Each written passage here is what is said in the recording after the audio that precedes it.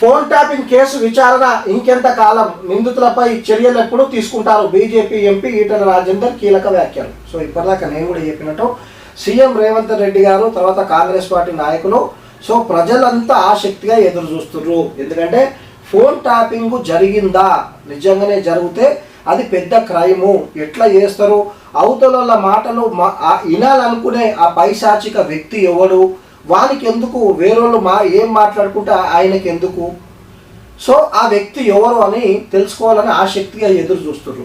అయితే ఇక్కడ ఈటల రాజేందర్ గారు కూడా ఏమంటున్నారు అంటే నిందులపై చర్యలు ఎప్పుడు తీసుకుంటారు, వాస్తవమే కదా, కాంగ్రెస్ పార్టీ 2 సంవత్సరాలకు దగ్గర వస్తుంది, అప్పటికెళ్ళి ఫోన్ ట్యాపింగు, కాళేశ్వరము, ఈ కార్ రేసు చెప్తూ వస్తూ ఉన్నారు, కానీ ఏ ఒక్క కేసు కూడా కొలిక్కి రాలేదు, ఎవరు అరెస్ట్ కాలేదు. సో అదే విషయాన్ని ఈటల రాజేందర్ గారు అడుగుతున్నారు.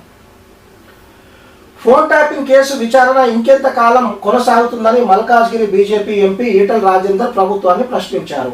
నిందితులపై ఎప్పుడు చర్యలు తీసుకుంటారని, బీఆర్ఎస్ ప్రభుత్వంలో జరిగిన అక్రమాలపై కమిటీలు వేస్తున్న ప్రభుత్వం ఎందుకు చర్యలు తీసుకోవడం లేదని, నివేదికలు ఎందుకు బయట పెట్టడం లేదని నిలదీశారు. వాస్తవమే కదా, ఇప్పుడు అవన్నీ బయట పెట్టాలి, ఎవరు చేసిండు, ఎవరు చేయమన్నారు చెప్పాలి కదా. ఇప్పుడు ఆయనని ప్రభాకర్ రావుని మంచిగా రాసి ఆయనకు కూసబెట్టి జ్యూసులు దాపి ఆయనకు కేకులు తినిపించుకుంటా చెప్పుడు, ఆయన అంటే మర్చిపోయాను, గుర్తు లేదు, తెలియదు అంటే ఎప్పుడు తెలుస్తుంది? ఓకే, ఫోన్ ట్యాపింగ్ కేసు విచారణలో భాగంగా ఇవాళ జూబ్లీహిల్స్ పోలీస్ స్టేషన్లో సిట్ విచారణకు ఆయన సాక్షిగా హాజరయ్యారు. అనంతరం మీడియాతో మాట్లాడారు. ఫోన్ ట్యాపింగ్ చేయడం వ్యక్తి స్వేచ్ఛకు భంగం కలిగించడమేనని అన్నారు. హుజురాబాద్ ఉప ఎన్నిక సమయంలో తన ఫోన్ ట్యాప్ చేశారని చెప్పారు. నాయకుల ఫోన్లను మాత్రమే కాకుండా వారి గన్మెన్ల ఫోన్లను కూడా ట్యాప్ చేశారన్నారు. 2018లో తాను ప్రభుత్వంలో ఉన్నప్పుడే తనను ఓడించే ప్రయత్నం జరిగిందని ఆరోపించారు. 2021లో హుజురాబాద్ బై ఎలక్షన్ సమయంలో తాను ఏ కార్యకర్తతో మాట్లాడితే వాళ్ళ ఇంటికి వెళ్ళి పదవులు, డబ్బులు ఆశ చూపి ఓడించే ప్రయత్నం చేశారని విమర్శించారట.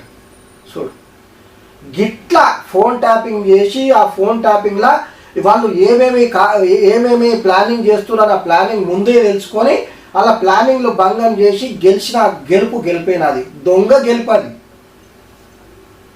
ఆయన ఈటల రాజేందర్ గారు అంటారు.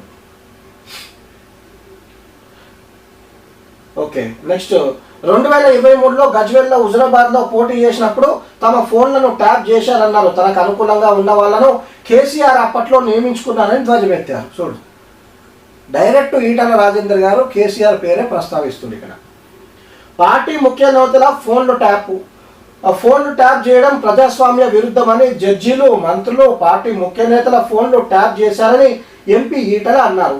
గతంలో ఇంటెలిజెన్స్ మొత్తం కేసీఆర్ వద్దే ఉండేదన్నారు. చూసుకో, ఇప్పుడు ఆ ఇంటెలిజెన్స్ ఉండే కదా, ప్రభాకర్ రావు అంటే ఫోన్ ట్యాపింగ్ చేసినోడు. సో అదంతా ఇంటెలిజెన్స్ అప్పుడు కేసీఆర్ గారి దగ్గరనే ఉండనంట అని సో మాజీ బీఆర్ఎస్ నాయకుడు, తాజా బీజేపీ ఎంపీ ఈటల రాజేందర్ గారు అంటారు. సో ఆయన అక్కడ ఉండి వాళ్ళతోని ఆ పార్టీ పదవులు అనుభవించి వాళ్ళు ఏందో మంచి చెడు అన్నీ తెలిసిన ఆయనే కదా ఈటల రాజేందర్ గారు చెప్తున్నారు. ఇంటెలిజెన్స్ మొత్తం కేసీఆర్ గారి చెందనే ఉండనంట, కేసీఆర్ వద్దే ఉండేదన్నారు. ప్రభాకర్ రావు ఐపీఎస్ అధికారి కాదని ఆయన ఎస్బీఐ చీఫ్గా నియమించారని ఈటల అన్నారు. చూసుకో, ఐఏఎస్ ఆఫీసరే కాదంట ఆయన ప్రభాకర్ రావు, మరి ఆయన్ని ఎస్బీఐ చీఫ్గా ఎట్లా నియమిస్తారండి? అంటే ఏమంటారంటే ఒక 10th చదివిన తీసుకొచ్చి ఎంఆర్ఓ లేకపోతే ఇంటర్మీడియట్ చదివించడాన్ని కలెక్టరు, డిగ్రీ చదివిన వాళ్ళని తీసుకొచ్చి ఇంకేదైనా పెద్ద పదవి ఇచ్చినట్టు ఉంది కథ. ఇది ఊటూటి అధికారి ఉన్నట్టు, ఊటూటి చూడవా.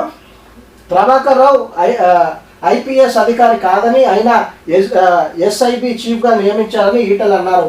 ప్రభుత్వ మార్గదర్శకాలను తుంగలో దొక్కి రిటైర్డ్ అధికారిని ఎస్ఐబి బాస్గా అక్రమంగా నియమించారని విమర్శించారు. చూసుకో, ఇంత క్లియర్గా చెప్తున్నారు కదా ఈటల రాజేందర్ గారు, ఇంత స్పష్టంగా చెప్తున్నప్పుడు సో ఇంకా ఎందుకు ఇప్పుడు ఈటల రాజేందర్ గారు అదే అడుగుతున్నారు, ఇంకా ఎందుకు మీరు అరెస్టు చేయట్లేదు, నిందితులని ఎప్పుడు అరెస్ట్ చేస్తారు, ఎందుకు చేయట్లేదు అని చెప్పి సూటిగా ప్రశ్నిస్తున్నారు.